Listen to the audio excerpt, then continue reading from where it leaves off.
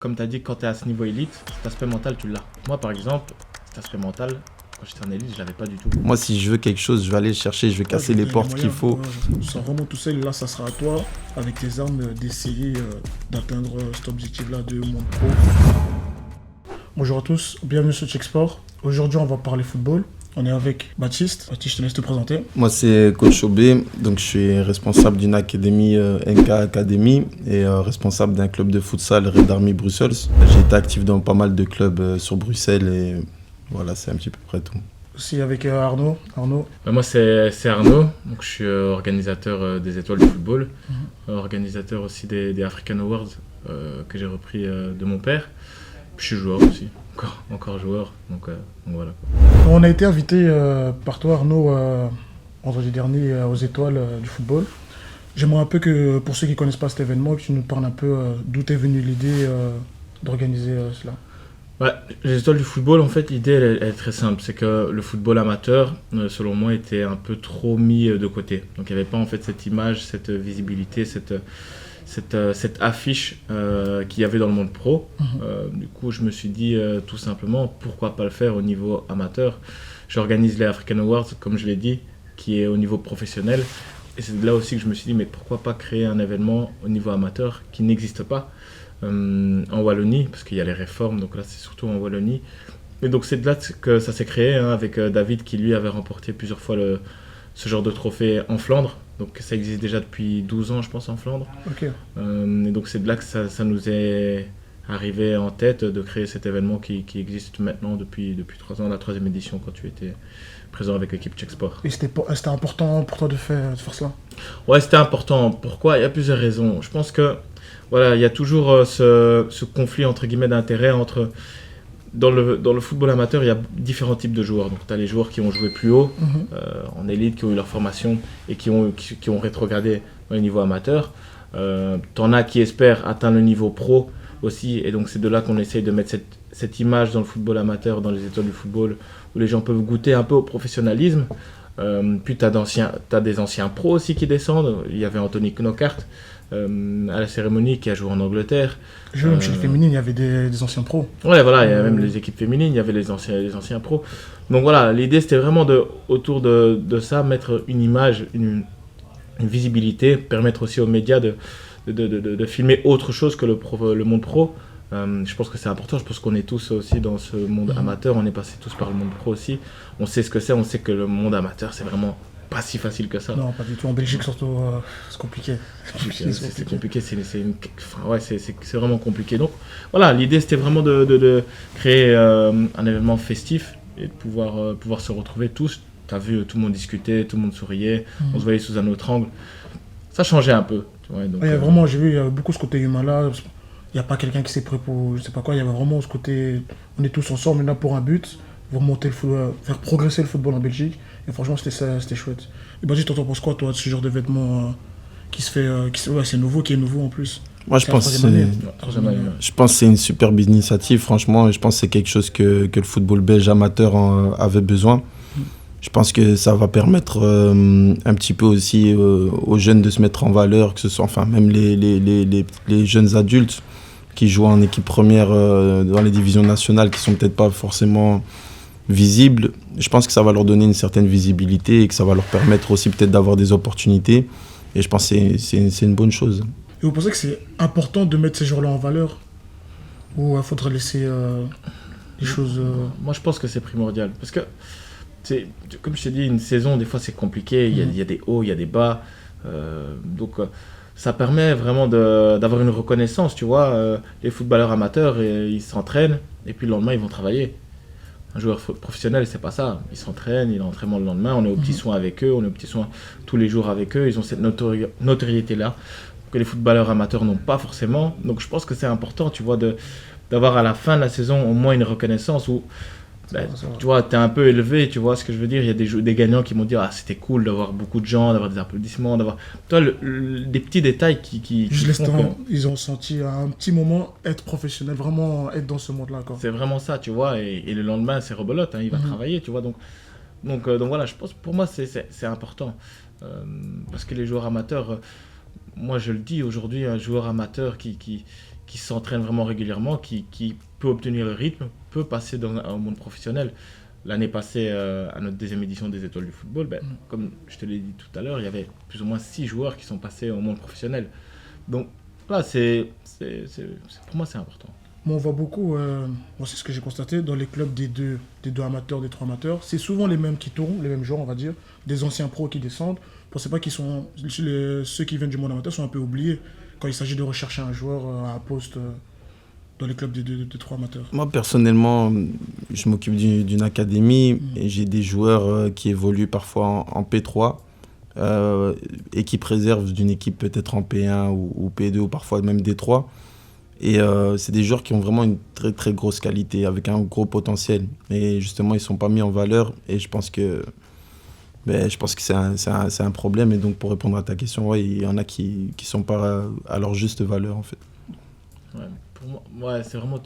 Après, il faut le dire souvent dans le football, et je pense qu'on ne le dit pas assez. Et moi, je le dis parce que toi, tu as une académie, vous avez tous les deux une académie. Et moi, les joueurs qui viennent me demander, je leur dis souvent... Et les jeunes joueurs, je leur dis souvent, le football, il y a énormément de chance. Je dirais que c'est plus de la chance plutôt que le reste, tu vois.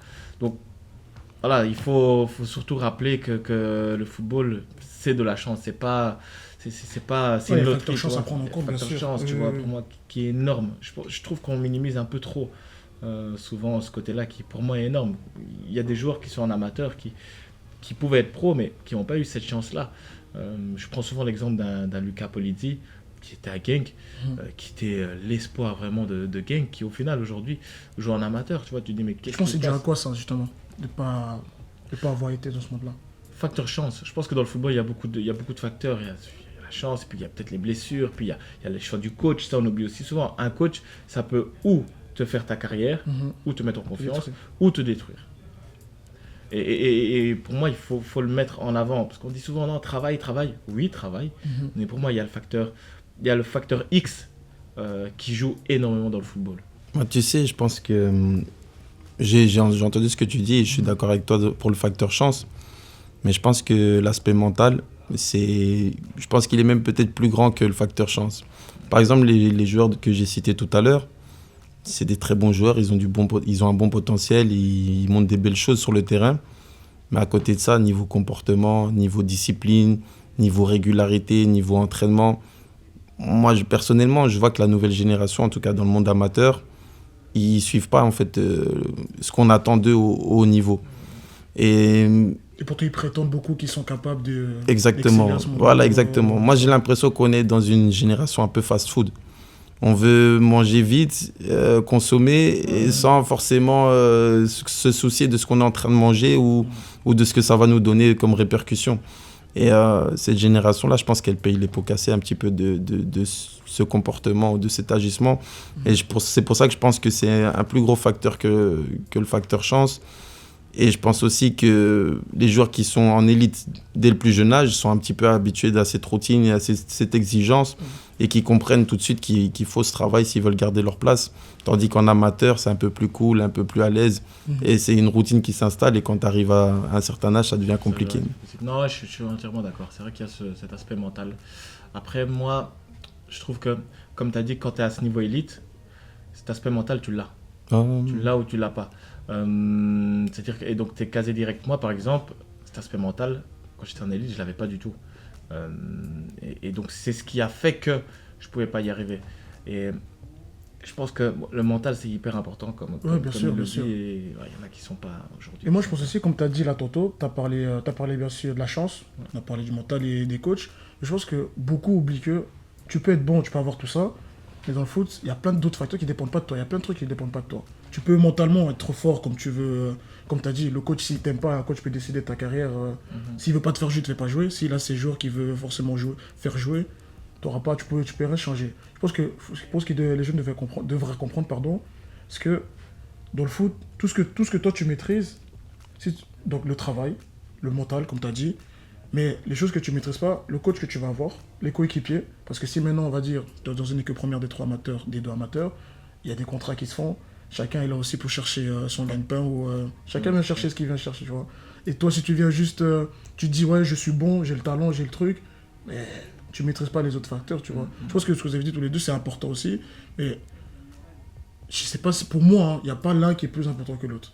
Il y a le facteur chance qui joue aussi, mais si tu travailles pas à côté et que tu n'as pas ce mental-là quand tu es venu, pour moi, tu seras cuit. Et aussi, tu dois être conscient que il y a des trucs qui ne dépendent pas de toi. Le foot, comme on dit, c'est un marathon, mais tu dois vraiment être avoir ce mental, comme c'est vraiment le mental, comme ça dit, vraiment avoir ce mental-là, mais il y a plein de trucs qui ne dépendent pas de toi. Mais tu sais pourquoi, allez, c'est ma personnalité, mais ma manière de voir les choses, justement, et c'est ce que j'essaie d'enseigner à mes joueurs, c'est que pour moi, le facteur chance ou malchance, justement, je l'écarte complètement du procédé. Moi, si je veux quelque chose, je vais aller le chercher, je vais casser les portes qu'il faut. Et c'est pour ça un petit peu que j'ai compris ce qu'il dit. Il a totalement raison, parce qu'il y a les facteurs externes, comme tu t'en parles aussi, qui jouent. Mais je pense à partir du moment où tu as une idée en tête et que tu es déterminé, je pense que tous les obstacles qui vont arriver, tu vas les créer, tu vas créer. Voilà, tu vas créer ton chemin et d'une certaine manière, tu vas y arriver. Peut-être que tu vises le Real Madrid. Tu vas pas arriver au Real Madrid, peut-être tu vas arriver, je sais pas moi, à Bruges ou même en deuxième division, mais c'est déjà un très bon niveau, tu vois. Et je pense que chacun, avec son propre potentiel, peut arriver à son rêve en mettant tous les facteurs de son côté. J'entends ce que tu dis, mais moi, c'est parce que j'ai vu certains joueurs, je te jure, j'en ai vu. Parce que j'étais avec le coach, on en discutait encore. Il y avait des joueurs comme Pierre Duomo, je sais pas si vous connaissez. Ouais, j'ai entendu. Et ce gars-là était trop fort, et il est trop fort. Et il jouait 14-15 ans en équipe première, tu vois déjà.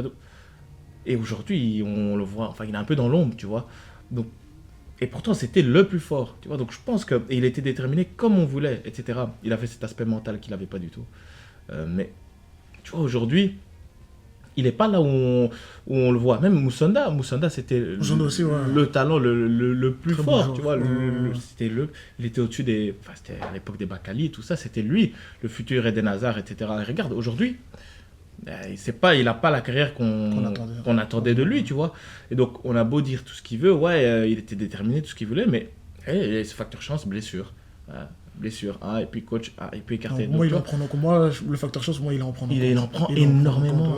Ça joue énormément. Pour moi, qu'aujourd'hui, des Moussanda n'aient pas une carrière comme ça, et qu'il y en ait d'autres qui sont en équipe nationale belge, Moussanda, quand il voit l'équipe nationale belge aujourd'hui, c'est pour eux, il y a certains joueurs, ils se disent, mais je peux même pas les regarder parce que j'étais beaucoup plus fort qu'eux, tu vois.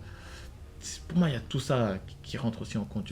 Et Moussanda, parce que personnellement, moi, Moussanda, c'est une bonne référence aussi. Je pense que moi, personnellement, quand je vois Moussanda jouer à l'époque, je pense que c'est un joueur qui doit arriver au même niveau qu'Eden Hazard, si on va parler français. Et un joueur comme lui, moi, personnellement, avec les échos que j'ai entendus, avec un petit peu ce que j'ai vu aussi, je pense qu'il y a eu aussi beaucoup de mauvais choix. Il y a eu aussi un entourage pas toujours très sain et tout ça. Enfin, je ne sais pas si je peux dire sain, mais... Après, tu vois les mauvais choix. Tu vois les mauvais choix, parce que moi, je pense savoir de quoi tu parles. C'est par rapport au fait qu'ils soient, par exemple, partis à Chelsea. Un peu peut-être trop tôt. Trop jeune. Il s'est dit, écoute, Chelsea qui vient me chercher. Pourquoi pas y aller? Facteur chance, ça n'a pas été, tu vois. Je pense qu'il y a la famille qui joue aussi dans ce truc-là. Énormément. Parce que Chelsea, ils viennent pas les mains vides. C'est ça que je voulais dire. Tu vois, ils viennent pas les mains vides. Peut-être si Anderlecht, il jouait peut-être il était déjà bien. Mais Chelsea, à l'époque, grand club, tout ça, même encore maintenant, je pense qu'ils viennent avec quelque chose sur la table et peut-être parlent aux parents, un truc. Je pense. C'est clair. Donc je pense que quand les gros clubs viennent parler souvent aux parents comme ça, t'es déjà impressionné. C'est vrai. T'es déjà impressionné si jeune, parce qu'il était très jeune quand il est parti là-bas. Donc tu te dis... Je sais pas ce qu'ils ont mis sur la table, mais en tout cas, ça a joué, il a là-bas. Mais je suis d'accord que peut-être que l'entourage a joué dessus, que malheureusement, il n'a pas su jouer là où on l'attendait. Il faut comprendre, si on vient avec quelque chose qu'on n'a pas vu. C'est vrai, je pense qu'on est tous humains, surtout avec le talent qu'il avait. Il ne pouvait pas se dire, moi, je ne vais pas y arriver là où on m'attend. Et puis, il y avait Eden Hazard qui était là à ce moment-là, donc... tu le suis, hein. C'est vrai. Mais je comprends, franchement, je comprends. Mais... Et vous pensez qu'il faudrait faire quoi pour ces jeunes-là? On a dit, il y a l'entourage, il y a le coach, il y a le facteur chance. Comment on pourrait les aider à comprendre ça ou même à améliorer ces choses-là? Moi, franchement, pour moi, c'est une question que je me pose tous les jours parce que je me remets tout le temps en question. J'essaie de savoir comment est-ce que je peux aider tous ces jeunes à atteindre leurs rêves et à les mettre sur le bon chemin. Mais on va dire, ça reste avec un gros point d'interrogation. Il y a beaucoup de pistes, il y a beaucoup de choses. Les initiatives sont là. Tu vois, par exemple, avec le gala, ça motive encore plus dans le monde amateur. Mais même nous, avec Chexport, on essaye aussi. Ouais. Mais finalement, à un moment donné, je sais pas si aussi, malgré les petits trucs qu'on fait, c'est après, si les jeunes ne veulent pas comprendre, c'est ça qui est dommage. Tu vois. Ça, mais c'est toujours bien de. Quand toi, tu as l'académie, tu essaies de motiver les jeunes. J'ai aussi vu, je t'ai vu en pratique. Donc je vois que tu mets du sien, tu te donnes vraiment à fond. Mais après, moi je me pose toujours la question, comment il faudrait pour que ça rentre enfin dans la tête de... Faut bosser les gars, faut bosser pour... Vous aussi, vous avez une part du travail à faire. Parce que moi, personnellement, dans ma structure, quand je dis aux jeunes, moi je peux vous entraîner comme je veux. Je peux me donner à 10 000%, mais le travail, c'est donnant. Si ils me disent tous, ouais, parce que moi c'est les plus petits, des 12-11, on va aller en élite, et puis aussi ils ont ce rêve-là de devenir professionnel. Mais devenir professionnel, c'est pas moi. Moi, je peux t'entraîner tous les jours. Je peux t'entraîner tous les jours, mais si sur le terrain, t'es tout seul. Moi, en club, je suis pas là. Je peux pas t'aider, je peux pas jouer à ta place. Je vous dis, même vos parents qui vous payent tout, qui vous donnent tout, c'est magnifique. Mais même eux, à un moment donné, ils pourront plus, il y aura une limite, ils auront plus le pouvoir. Ils auront plus rien à... Parce qu'on sait que dans certains clubs, les parents, s'ils connaissent le coach, s'ils connaissent le truc, le coordinateur, ton fils va jouer, ton fils aura des avantages. Mais à un moment donné, ça va se payer cash, tu vois. Tu seras tout seul. Tu seras vraiment tout seul. Et là, ça sera à toi, avec tes armes, d'essayer d'atteindre cet objectif-là de monde pro, élite encore, on va dire, tu vois. Après, je sais pas ce que vous en pensez, mais moi, c'est toujours ce que je dis, les gars, il y a une part du travail à faire. On peut faire ce qu'on veut, mais vous aussi, vous devez bosser, quoi. C'est clair. Moi, je pense qu'il faut dès le début. C'est-à-dire que ça doit être fait dès le début, dès le plus jeune âge, où tu dois être honnête avec les jeunes dès le plus jeune âge. Il ne faut pas donner beaucoup d'espoir. Je trouve qu'aujourd'hui, dans le football, on donne beaucoup d'espoir. Moi, j'entends beaucoup de jeunes, des petits, et surtout des parents, parce que ça vient des parents. Ouais. Ah, mon fils, il doit devenir comme Hazard, il doit devenir ci, il doit faire ça, il doit faire ci. Il y en a beaucoup. Ouais, mais c'est parce qu'ils ne connaissent pas, tu vois, ils ne savent pas ce que c'est la réalité. Donc, je pense que dès le plus jeune âge, il faut leur dire, écoute, donne-toi à fond, comme tu es pour ton académie, donne-toi à fond. Mais il y a telle chose dans le football. Il y a tel facteur. Pour moi, il faut prévenir d'entrée de jeu. Il faut être honnête. Et il ne faut pas masquer. Il ne faut pas voiler la face. Il ne faut pas que, par exemple, un joueur qui a maintenant 25 ans, qui, par exemple, je dis n'importe quoi, qui est en P3 ou P4, il me dit, écoute, moi je joue au Real Madrid d'ici 1 an. Il faut être réaliste, tu vois ce que je veux dire. Il faut être cohérent, tu vois. Donc, pour moi, il faut le lire d'entrée dès le début, et donc ça forme en fait les personnes. Ils disent, bon, ok, voilà, je suis déjà averti. Moi, j'estime que on m'a pas assez averti que le football, c'était, il y avait pas que moi, c'est-à-dire, il n'y avait pas que le talent. Tu vois, il y a d'autres choses que je devais suivre, tu vois. Et donc, ce qui a fait que, voilà. Moi, je pense que c'est d'entrée dès le début, tu vois. Non, moi, je suis d'accord avec toi, parce que quand tu préviens déjà, même toi, c'est déjà un soulagement que, même s'il n'y arrive pas, tu leur as dit qu'il faut faire ça, tu as fait de ton mieux, tu vois. Tu auras cette satisfaction-là de dire j'ai fait de mon mieux, j'ai prévenu, que ce soit le parent ou le joueur. Et après, ça marche pas, tu peux pas savoir. Comme moi je dis toujours, moi je suis pas Dieu, les gars. Je peux pas vous dire demain, tu seras ça. C'est à toi de travailler. Moi je peux t'aider comme je peux. Mais tu as raison, moi je rejoins totalement. Tu dois prévenir dès le départ, même le petit, que ce soit même le parent déjà. Ça, c'est même les parents, parce que pour moi, les parents manquent beaucoup d'informations dans ce monde-là. Parce que je vois beaucoup de parents, c'est bien, hein, ils s'investissent énormément pour leurs jeunes.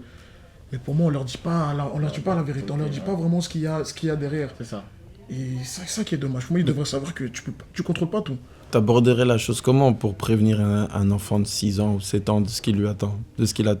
En fait, c'est un peu complexe. Parce qu'aussi, il est dans un rêve à cet âge-là. Donc, il dit, je veux y arriver. Donc, je pense qu'il faut aborder la chose de manière très positive, en allant dans son sens. Donc, en disant, écoute, tu vas y arriver, tu peux y arriver, c'est faisable, etc. D'autres l'ont fait, donc il est clair que pour toi aussi tu peux le faire. Mais, fais attention, il y a telle chose. Attention, tu dois être prêt pour telle épreuve, tu dois être prêt pour telle chose. Mais pas juste dire, t'inquiète, tu vas être arrivé, t'es le meilleur. Voilà, t'es le meilleur. Parce qu'après, à la fin, s'il n'y arrive pas, le gars, il est frustré, il est en mode, mais comment ça se fait que j'y arrive pas? Pourtant, j'ai été le meilleur. Ah, mais oui, il y avait l'aspect mental que je devais travailler. Ah, mais oui, il y avait telle chose que j'avais travaillé. Ah, mais oui, il y avait ça que j'avais travaillé. Et puis c'est en retard, et puis tu deviens en retard. Et c'est comme ça que tu retrouves certains joueurs amateurs qui avaient énormément de talent, qui étaient là en élite, mais qui au final n'y sont pas, tu vois. Donc moi j'aborderais ça de manière positive. Mais moi je serais quelqu'un de très honnête et je ne donnerai pas des faux espoirs. Tu vois, je peux donner des espoirs, mais jamais de faux espoirs. Parce que ça, je trouve que c'est le pire, tu vois. Non, c'est malsain de faire ça. C'est pas bien. Toi, comment toi? Franchement, à 6-7 ans, moi, je parlais de ma méthode ou de ma pédagogie. Moi, à 6-7 ans, je ne discute pas de ça avec eux. Moi, personnellement, voilà, le plus important, c'est qu'ils s'amusent, qu'ils profitent. Et si un parent il vient, coach, mon fils, j'ai vu qu'il a fait un dribble au parc, je le vois dans. Parce que c'est ça le problème. Ouais, c'est ça. Le problème. Parce que les parents, tu vois, comme tu as dit, 6 ans, il y a des petits, ils sont plus avancés que d'autres, tu vois. Peut-être parce que le parent, à 4-15 ans, il commence déjà à toucher le ballon. Mais maintenant, le parent, il te dit, coach, je veux qu'il travaille avec toi, et moi, je vois qu'il a quelque chose. Toi, peut-être à l'enfant, tu vas rien dire, mais qu'est-ce que tu dis toi aux parents? Et justement, là où moi je vais aborder la chose, c'est plus avec le parent qu'avec l'enfant. Et avec les parents, pour moi personnellement, et surtout à Bruxelles, plus que dans toute la Belgique, mais je pense qu'il y a un gros travail éducatif à faire avec les parents pour les former et essayer de leur faire comprendre beaucoup de choses. Et je pense qu'il y a déjà des choses qui sont mises en place aussi avec la CFF, notamment pour essayer de les informer et d'essayer de faire en sorte qu'il règne, on va dire, un calme sur les terrains. Quand je parle de calme, bien évidemment, c'est un bon comportement. Mais il y a un gros travail à faire avec eux et essayer il faut les former, en fait, je pense. Autant qu'on forme les joueurs, je pense qu'au jour d'aujourd'hui, il faut former les parents. Est-ce que tu vas mettre des adultes assis, ils vont dire « Ok, on a compris ». Et puis on en revient toujours au même fait. Les parents, pourquoi ils sont comme ça aujourd'hui? Pourquoi ils sont derrière leur fils? Parce qu'ils espèrent que leur fils y arrive. Exactement. L'espoir, ils sont pas au courant de certaines réalités, tu vois. Et beaucoup jouent avec ça, qui est dommage. Beaucoup jouent avec cet espoir-là de peut-être que... C'est chaud. Mais ce travail de prévention avec les parents, dès le plus jeune âge, quand leur enfant est en bas âge, je pense qu'il faut avoir ce discours, il faut avoir ce dialogue avec eux et leur faire comprendre que c'est bien beau, vous allez aller en élite, il y a les voyages, il y a les trajets. Les caméras, les trucs. Ouais, il y a beaucoup de choses qui vont venir en plus et ça devient compliqué. Hein. Moi, j'ai plusieurs enfants qui ont signé en élite en U8, U9 cette saison. Et les parents, avant de signer, avant qu'ils prennent la décision, je leur ai dit, vous allez vous faire des trajets un peu partout dans la Belgique. Maintenant, il y a une nouvelle mode, si on se couper, une nouvelle mode qui se fait. Par exemple, tu as dit en U8, tu m'as dit ils ont signé en élite. Je sais pas si tu vois, tous les petits font la vidéo comme les pros. Quand ils signent en U8, U9, je sais pas si tu vas un peu sur les réseaux, genre l'entrée sur le terrain, le petit. Dans le stade, avec le maillot, tout ça. Ouais, ça me fait rire. Genre le contrat, comme si c'était un contrat pro, l'entrée sur le terrain, le maillot sur l'épaule, t'as 8 ans. Ouais, ils ont. Tu vois. Et pour moi, je trouve ça un peu. C'est trop tôt. Mais tu sais pourquoi? Ils sont matrixés par les réseaux. Je trouve que ça fait. En fait, tu vois, l'élite. Oui. Personnellement, en tout cas, moi, quand j'étais jeune, arriver en élite, c'était quelque chose. Et c'était un cercle fermé qui n'était pas accessible à tout le monde. Déjà, tu avais un grand écart. Non. Donc, maintenant, pour atteindre cette élite, là, maintenant, je pense que même les parents qui sont encore actuellement, ils ont eu la même pensée que nous et la même mentalité. Et maintenant, quand ils voient que leur enfant y arrive, ça devient une victoire, en gros. Non, c'est bien. Ça devient une victoire. Moi, ça, c'est bien, tu vois. C'est qu'on doit être content, tu vois. Ils doivent célébrer, etc. Mais ils doivent être au courant d'une réalité. Moi, je reviens toujours à ça.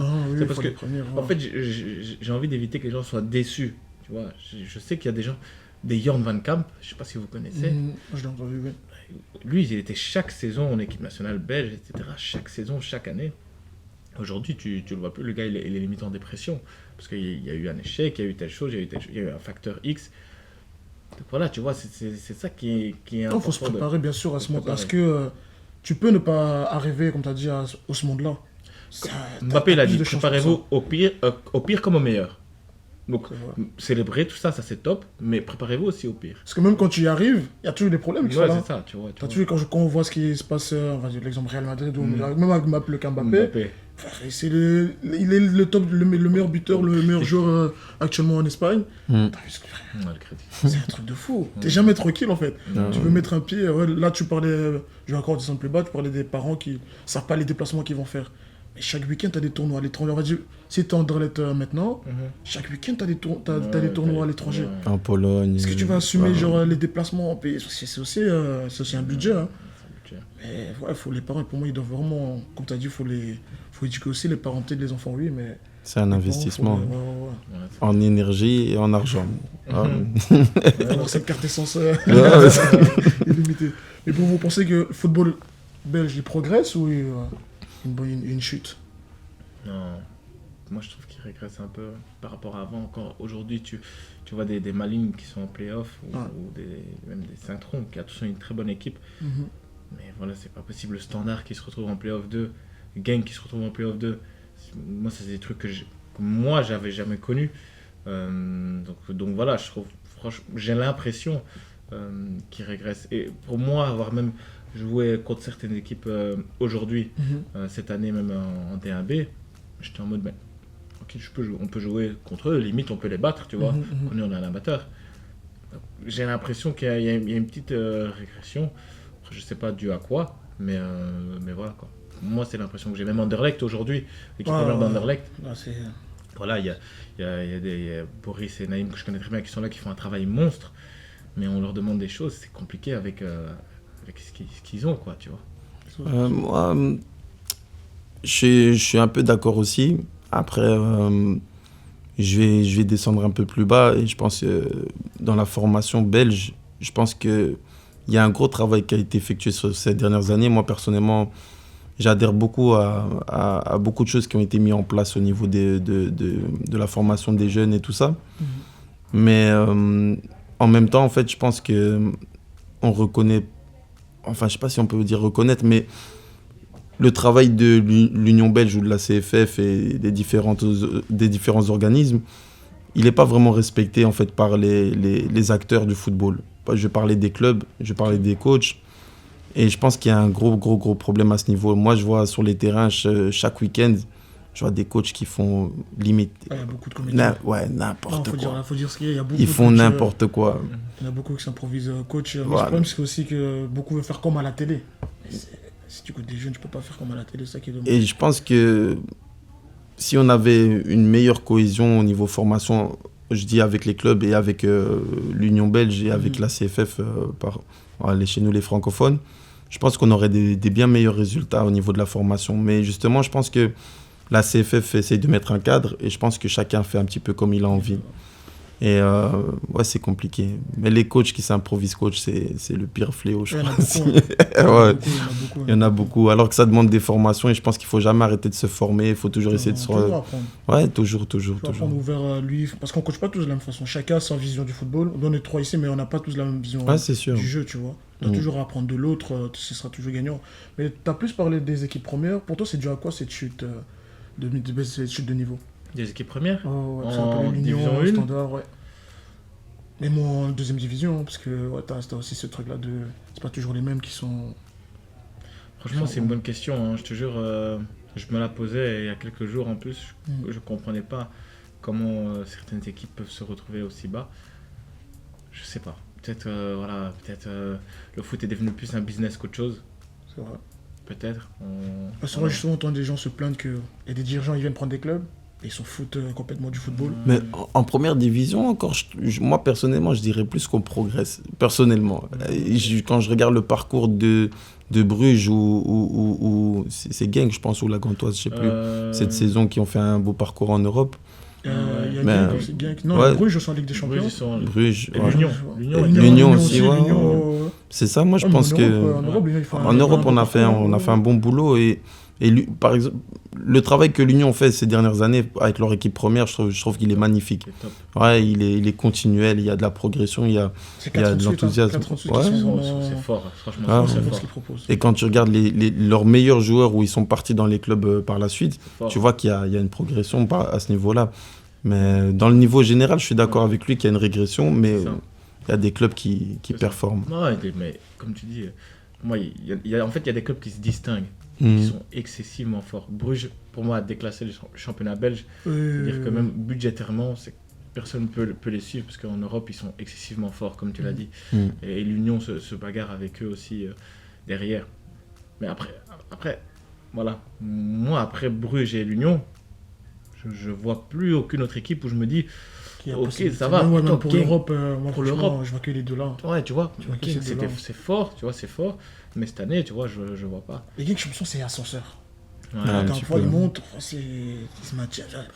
C'est vraiment ascenseur. Et pour rester un peu sur, on va dire, sur la progression, pour vous, c'est quoi les meilleurs? Est-ce qu'en élite, il y a les meilleurs formateurs? pour revenir un peu à ce que tu as dit un peu sur les descendre un peu plus bas, est-ce que c'est en élite qu'il y a les meilleurs formateurs ou est-ce que dans les centres non professionnels, pardon, il y a aussi des bons formateurs? Je dirais que Pour cette chute, pour savoir pourquoi le football, ça chute. en élite, il y a la meilleure vision, je dirais. Okay. Au niveau formateur, c'est un peu plus compliqué. Je pense qu'il y a des bons formateurs partout. Okay. Mais au niveau vision, je pense que quand tu vas par exemple à Anderlecht, le style de jeu il est clair, la méthodologie elle est claire. On ne laisse pas d'espace au doute où à chacun vient mettre son petit grain de sel. Et en amateur, c'est chacun fait comme il veut, chacun... Parce que tout le monde pense savoir... c'est ça le problème qu'on disait tout à l'heure et c'est un fléau aussi. Si jamais je pense que tu veux avoir du résultat, il faut que tu saches que ton gamin qui commence en U6, tu dois savoir comment le développer jusqu'à arriver en équipe première. Si tu commences à avoir une saison, tu travailles ça, une autre saison, tu travailles ça, tu t'en sors pas. Et donc, ouais, je pense que en élite, en tout cas, il y a une meilleure vision. Ouais. C'est clair.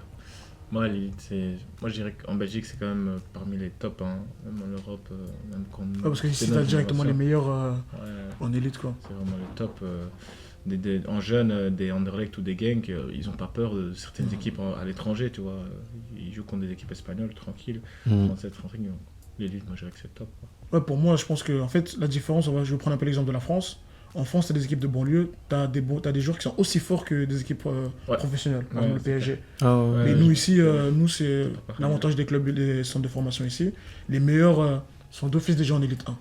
Tu vois, et donc ils restent, comme on a dit au tout début, un cercle fermé. C'est pour ça en fait que quand on va à l'étranger, tu vois pas une grande différence, on arrive à rivaliser. Mais si un club ici de IP ou Iris Elite, on va jouer contre le top là-bas, je pense qu'on va quand même prendre. L'Île-de-France, pour moi, c'est un vivier incroyable. Comme tu as dit, la France, c'est un vivier. C'est Bruxelles x 10 000. Non, c'est énorme, ils sont trop forts. Les Français, ils viennent ici en Belgique, hein, maintenant, il y a plein d'équipes, mais c'est vraiment un top exemple. Parce que regarde, même en Coupe de France, tu as des équipes de National 2 qui arrivent à battre des équipes de Ligue 1. Tu vois, ici... T'as pas des équipes d'amateurs qui vont pouvoir battre une fois un Bruges ou un truc du style. C'est compliqué. C'est pas possible. Non, tu vois, Marseille, ils avaient perdu contre une N2 ou N1, je pense, un truc du style. C'est choquant, tu vois. Donc, ça. Bon, on arrive un peu sur la fin. Je vais en faire un petit jeu. Carton rouge, carton jaune. Carton jaune, tu me dis... Non, carton vert, excuse-moi. Carton vert, carton rouge, carton vert. Tu me dis les trucs positifs qu'il y a dans le monde du foot en Belgique. Carton rouge, ce que t'aimes vraiment pas. Même chose pour toi, Baptiste. Tu veux commencer? Je t'en prie. Je t'en prie, c'est le temps de réfléchir. Ouais. Carton vert, je dirais... Attends, je réfléchis 2 minutes. Hein. Tranquille. Tu peux commencer par le rouge, hein. Quelque chose qui te... Un carton rouge, je pense qu'on l'a dit un petit peu pendant tout ça, mais... Carton rouge, les parents. Carton rouge, le manque de suivi dans les clubs amateurs. Carton rouge, le manque d'ouverture sur certaines choses du football belge. Carton vert, je dirais pour les initiatives. Je pense qu'il y a de plus en plus de gens qui entreprennent. Et justement, on est réunis à cette table avec des personnes qui entreprennent et qui essayent de faire des choses pour le football. Ça, c'est un gros carton vert. Je dirais carton vert pour le talent qu'il y a aussi en Belgique et à Bruxelles. Il y a beaucoup de joueurs talentueux. Et un dernier carton vert, je dirais, pour les choses aussi que la CFF essaye de mettre en place au niveau formation. Il y a beaucoup de formations qui mettent à disposition et je pense que ça aussi, si on le suivait, on aurait beaucoup de meilleurs résultats. On a tout dit, hein. Carton rouge, comme on l'a déjà dit un peu, topo. Parce que j'ai pas grand chose à rajouter sur ton carton rouge. Il a cité tous les cartons verts. Ouais, il y en avait pas mal, donc voilà. Et puis carton vert à Checksport. Ou quelque chose. Merci, on accepte. Hein. Ou quelque chose que t'aimerais améliorer ou quoi. Franchement, de tête. Là, non, je dirais que. Ben voilà, nous, avec l'initiative que je fais. C'est déjà chouette ça, le gars là. Ouais. Les étoiles, là, ça c'est vraiment bien. Un gros carton vert déjà. Ah ouais, cool. Non, c'est cool, ouais, je dirais carton vert là-dessus. Et puis, carton vert, comme tu as dit, pour les initiatives comme Checksport, je trouve que c'était vraiment top de pouvoir parler, même débattre sur Checksport. Avoir ce suivi des jeunes, Donc moi j'aime beaucoup les jeunes souvent. Donc, et c'est ce que Checksport fait justement, le suivi des jeunes.